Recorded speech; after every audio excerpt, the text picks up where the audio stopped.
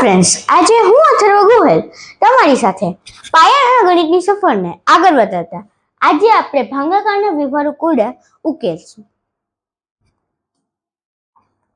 તો સૌથી પહેલો પ્રશ્ન, એક પેટીમાં 96 સફરજન છે. જો એક થેલીમાં 8 સફરજન સમાતા હોય તો બધા સફરજન ભરાવવા માટે કેટલી થેલીઓની જરૂરત પડશે? તો ભાગાકારમાં આપણે શું કરવાનું?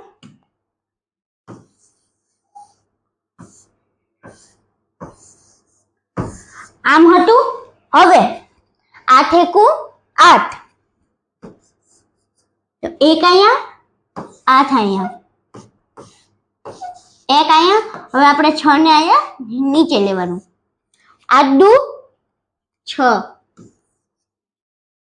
8 દુ 16.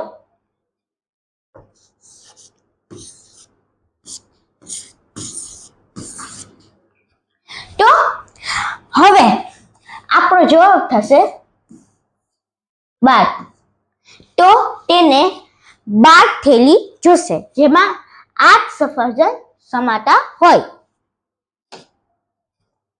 હવે એક બગીચામાં 84 ફૂલના છોડ 12 હાલમાં રાખેલ ભાગે રોપવામાં આવે છે.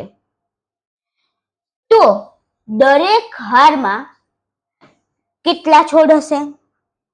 તો તેમાં 12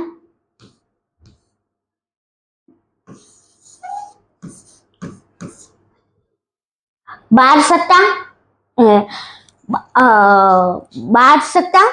84. તો 7 અહીંયા ઉપર લખવાનું છે, 84 અહીંયા નીચે. તો આપણો જવાબ થશે 7. તો એક હોડમાં 7 છોડ હશે. હવે એક કારખાનામાં એક દિવસમાં 144 પેન બને છે. જો એક બોક્સમાં 12 પેન મૂકવામાં આવે તો કુલ કેટલા બોક્સ લાગશે? તો આમાં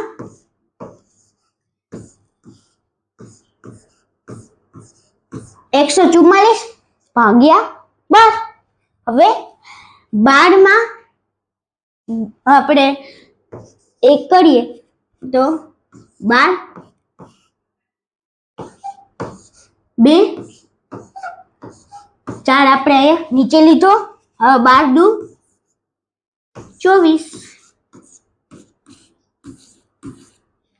તો મિત્રો હવે તેને 12 એવા બોક્સ જોતા હશે જેમાં 12 પેન સમાઈ શકે. તો મિત્રો હવે એક શાળામાં 75 વિદ્યાર્થીઓને આ ટેબલ પર સરખે ભાગે બેસાડવામાં આવે છે. તો દરેક ટેબલ પર કેટલા વિદ્યાર્થીઓ બેસે અને કેટલા વિદ્યાર્થીઓ બાકી રહે? તો આમાં 75 ભાગ્યા 8,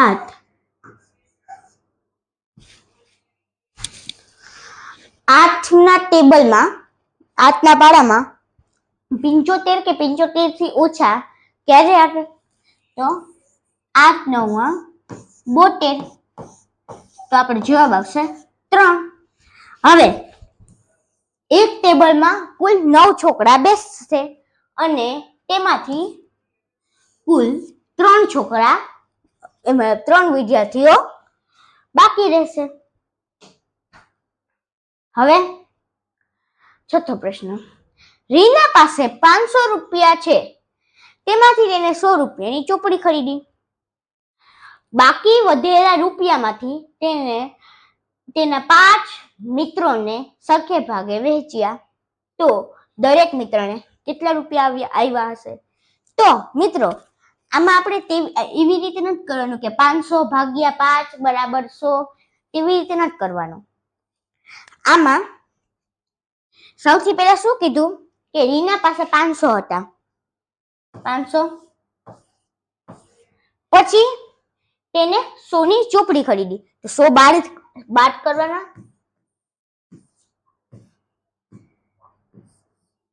તો 400 આપણો જવાબ થશે. હવે 400 ને આપણે 5 ની વડે ભાગવાના. 5 ના ટેબલમાં ક્યારે 40 આવે? તો 5 અથા 40, પછી એક શૂન્ય અહીં નીચે લીધું હોય કે શૂન્ય એક બાકી રહ્યું હોય તો એક શૂન્ય અહીંયા ઉપર જ. તો એક મિત્ર પાસે કુલ 80 રૂપિયા ગયા હશે. હવે મિત્રો આટલા દાખલા મેં કરાવ્યા.